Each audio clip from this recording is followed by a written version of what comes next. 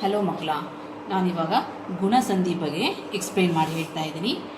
ಗುಣಸಂಧಿ ಎಂದರೇನು ಉದಾಹರಣೆ ಕೊಡಿ. ಇದು ನಿಮಗೆ ಯೂಸ್ಫುಲ್ ಆದಲ್ಲಿ, ಇಷ್ಟವಾದಲ್ಲಿ ಪ್ಲೀಸ್ ನನಗೆ ಲೈಕ್ ಮಾಡಿ ಮತ್ತು ಸಬ್ಸ್ಕ್ರೈಬ್ ಮಾಡಿ.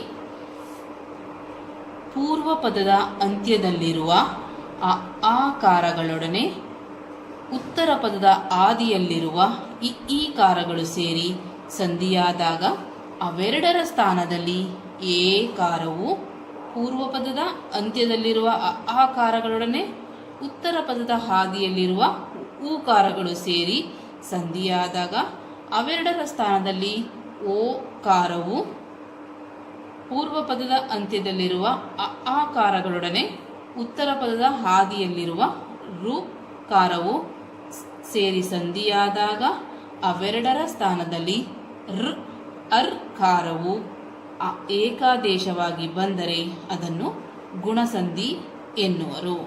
ಅಂದರೆ ಪೂರ್ವ ಪದ ಅಂದರೆ ಮೊದಲು ಬರುವಂತಹ ಪದವನ್ನು ನಾವು ಪೂರ್ವ ಪದ ಅಂತ ಹೇಳ್ತೀವಿ. ನಂತರ ಪದ ಬರುವಂತಹ ನಾವು ಉತ್ತರ ಪದ ಅಂತೀವಿ.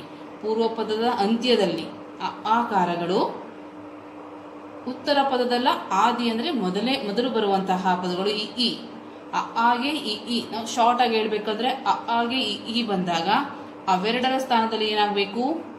ಏಕಾರವು. ಆಗೆ ಉ ಸೇರಿದಾಗ ಓಕಾರವು, ಆಗೆ ರು ಸೇರಿದಾಗ ಹರ್ಕಾರವು ಏಕಾದೇಶವಾಗಿ ಬಂದರೆ ಅದನ್ನು ಗುಣಸಂಧಿ ಎನ್ನುವರು. ಇದನ್ನು ನಾವು ಉದಾಹರಣೆ ಮೂಲಕ ಎಕ್ಸ್ಪ್ಲೇನ್ ಮಾಡ್ತೀವಿ ನೋಡಿ. ನರ ಆಗೆ ಇದು ಅಂತ್ಯದಲ್ಲಿ, ಪೂರ್ವ ಪದದ ಅಂತ್ಯದಲ್ಲಿ ಆಗೆ ಉತ್ತರ ಪದದಲ್ಲಿ ಆದಿಯಲ್ಲಿರುವ ಆಗೆ ಈ ಸೇರ್ಕೊಂಡಾಗ ಅವೆರಡರ ಸ್ಥಳ ಆಗೆ ಈ ಸೇರ್ಕೊಂಡಾಗ ಏನಾಗಬೇಕು? ನಮಗೆ ಏಕಾರವು. ನರೇಂದ್ರ. ದೇವ ಪ್ಲಸ್ ಇಂದ್ರ ದೇವೇಂದ್ರ. ದೇವೇಂದ್ರ.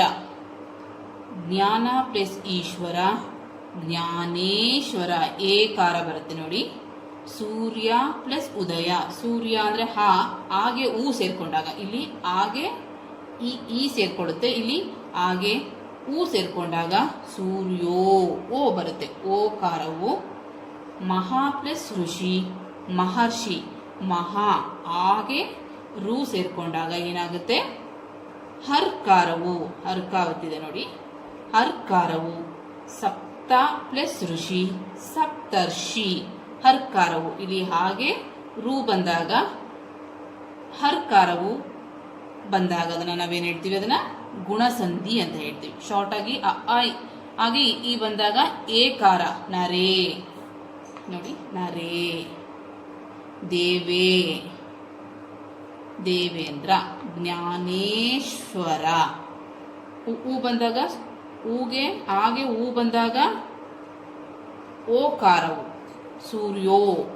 ಹೀಗೆ ಸೂರ್ಯೋ. ಹಾಗೆ ಋಕಾರ ಬಂದಾಗ ರುಗೆ ಹರ್ಕಾರ ಬರುತ್ತೆ. ಅರ್ಕಾವತ್ತು ನೋಡಿ. ಆವಾಗ ಅದನ್ನು ನಾವೇನಂತೀವಿ? ಗುಣಸಂಧಿ. ನೀವು ಈ ಅಕ್ಷರಗಳನ್ನು ನೋಡಿದಾಗಲೇ, ಸಂಧಿಯಾದಾಗ ಅಕ್ಷರಗಳನ್ನು ನೋಡಿ ಆವಾಗಲೇ ನಮಗೆ ಗೊತ್ತಾಗುತ್ತೆ ಅದು ಗುಣಸಂಧಿ ಅಂತ. Thank you.